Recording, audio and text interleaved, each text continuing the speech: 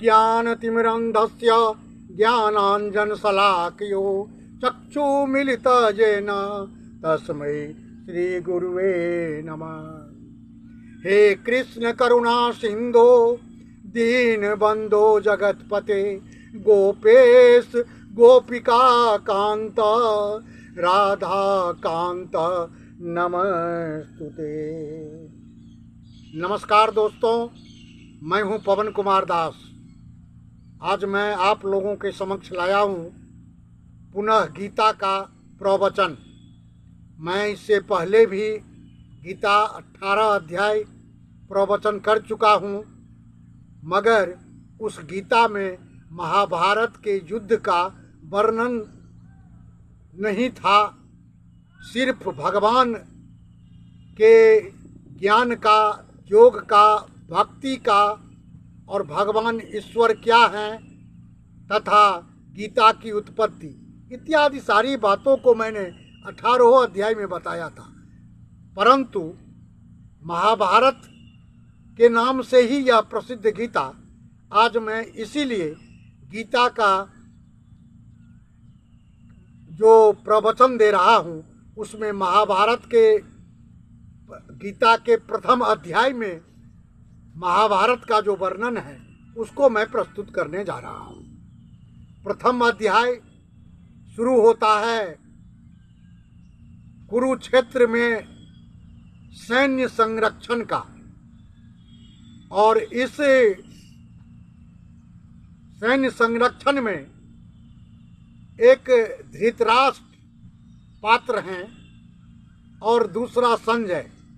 धृतराष्ट्र जो दुर्योधन का पिता था वह जन्म से ही अंधा था, इसलिए उस महाभारत में वहाँ कौन सा दृश्य उपस्थित हुआ कुरुक्षेत्र में, इसकी जानकारी के लिए उसने अपना एक मंत्री संजय को नियुक्त किया था।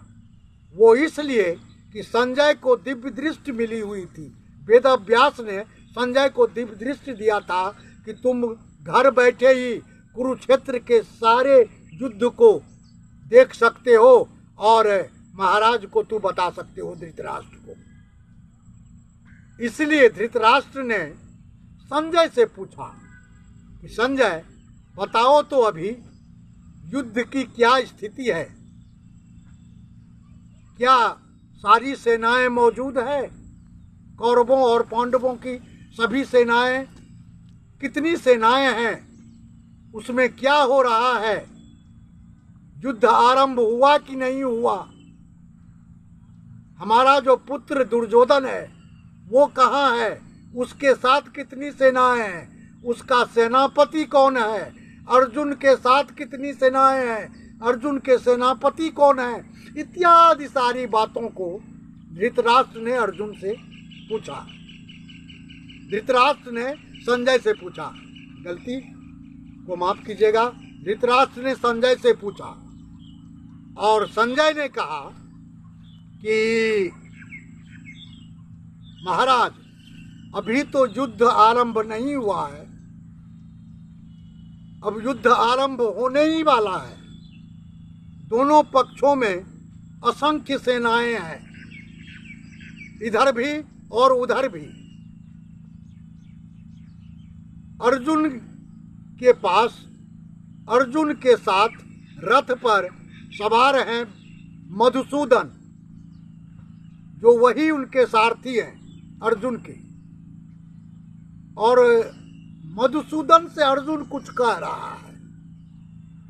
मधुसूदन से अर्जुन जो कुछ भी कह रहा है मैं अभी बताता हूँ। अर्जुन ने मधुसूदन को कहा कि कुलक्षये प्रणश्यन्ति कुल धर्म सनातन धर्मे नष्टे कृष्ण अधर्मो अभिवज्युत। अर्थात अर्जुन ने कृष्ण से कहा कि हे केशव, हे माधव, मैं अपने कुल का क्षय, अपने कुल का विनाश कैसे कर सकता हूँ, मैं अपने वयोवृद्ध पितामह पर अस्त्र कैसे चला सकता हूँ, मैं उनको कैसे मार सकता हूँ, क्योंकि कोई भी परिवार परिवार का जो परिवेश है उसकी रक्षा करने की जिम्मेदारी परिवार के बुजुर्गों पर होती है। वो हमारे परिवार के सबसे बुजुर्ग हैं, वो पितामह। अगर बुजुर्गों को किसी परिवार में मृत्यु आ जाती है तो उसका जो आने वाला पीढ़ी होता है, बाल बच्चा होता है, उनके साथ जितने भी सदस्य परिवार में रहते हैं सबका धर्म नष्ट हो जाता है। सब और धर्म नष्ट हो जाने से संस्कारहीन हो जाता है, क्योंकि उन बुजुर्गों की बातों को वो नहीं रख पाता, बुजुर्गों की बातों को वो नहीं करता, वो कर्म और धर्म को नहीं मानता, अपनी मनमानी करता है और इसीलिए वह परिवार विनाश हो जाता है। मैं कैसे तीर चलाऊं, मैं कैसे बाण चलाऊं अपने पितामह पर, अपने बुजुर्गों पर, अपने कुल का विनाश कैसे करूं? ये सारी बातें अर्जुन ने भगवान कृष्ण से बताया। इस पर भगवान तब अर्जुन की बातों को वह संजय जो है धृतराष्ट्र से कहा कि अभी अर्जुन से केशव की बात, माधव की बात हो रही है।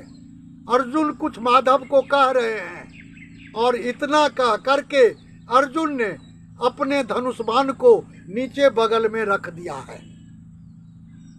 अब आगे जो हाल होगा मैं पुनः महाराज आपको बताऊंगा।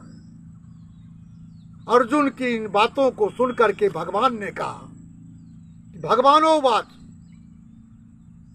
कुतस्त्वा कस्मलम इदम विस्मो समुपस्थितम अनार्ज जुष्टम स्वर्ग्यम कीर्ति करम अर्जुन।